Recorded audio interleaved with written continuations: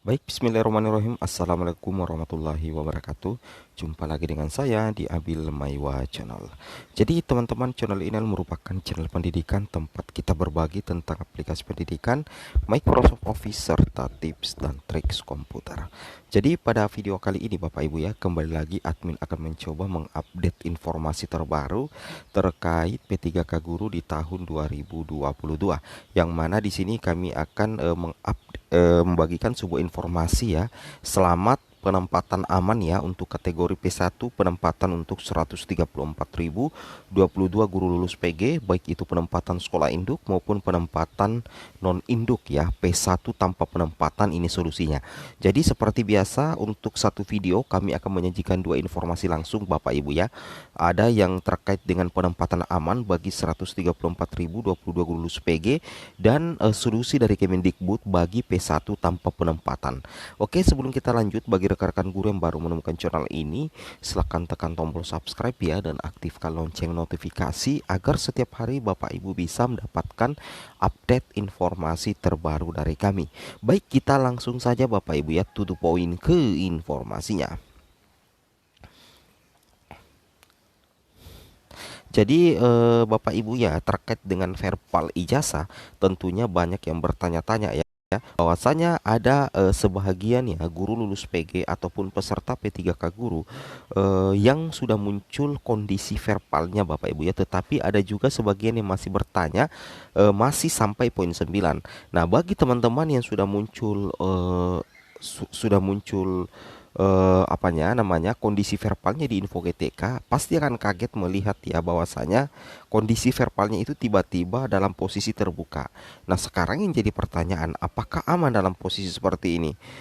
Admin jawab ya teman-teman ya. Jadi aman Bapak Ibu ya, sepanjang data Bapak Ibu mulai poin 1 sampai poin 9 itu aman dan sesuai dengan real data yang ada. Kemudian untuk status verbal itu dalam kategori verbal selesai, berarti itu dianggap bahwasanya data Bapak Ibu itu sudah benar meskipun dalam kondisi terbuka.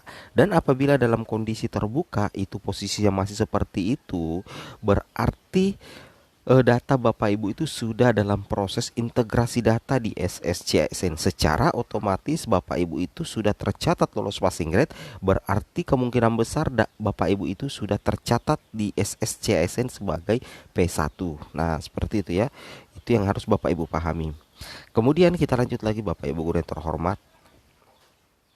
Nah, tetapi kemudian apabila di sisi yang lain ada guru lulus PG ataupun guru honorer yang mengecek info GTK-nya saat ini, sedangkan posisinya masih sama seperti dulu ya, ketika mengecek itu poin 1 sampai 9, kemudian poin 10 tidak ada.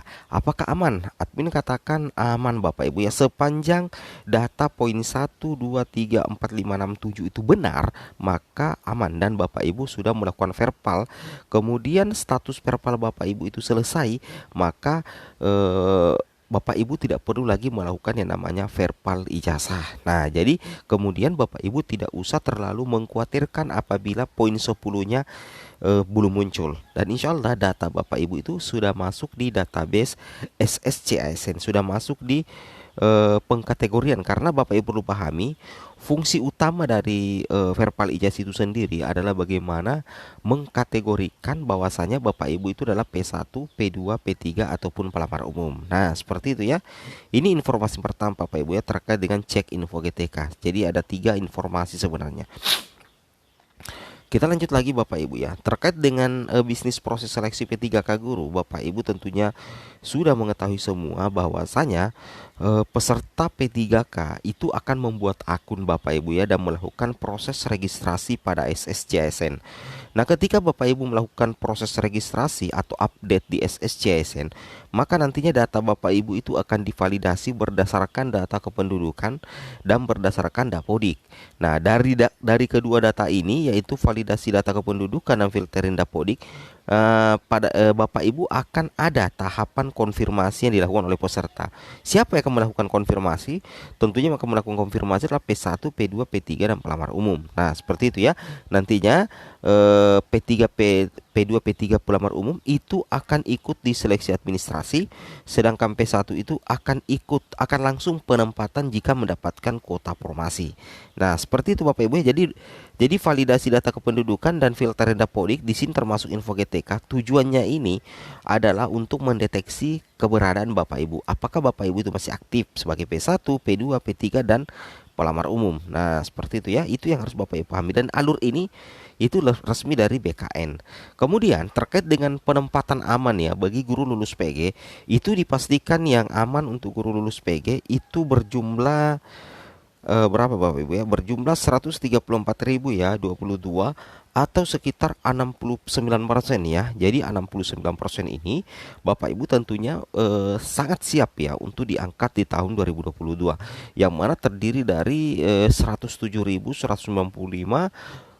guru honorer negeri dan 26.827 dari guru swasta untuk penempatan non sekolah induk ya dalam instansi.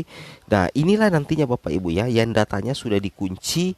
Ini ya, data-data ini sudah dikunci di SSCASN dan akan mendapatkan penempatan Bapak Ibu ya. Nah, inilah nantinya yang siap diangkat di tahun 2022 ketika sudah melewati login di SSCASN tentunya Bapak Ibu ya. Oke, kemudian kita lanjut.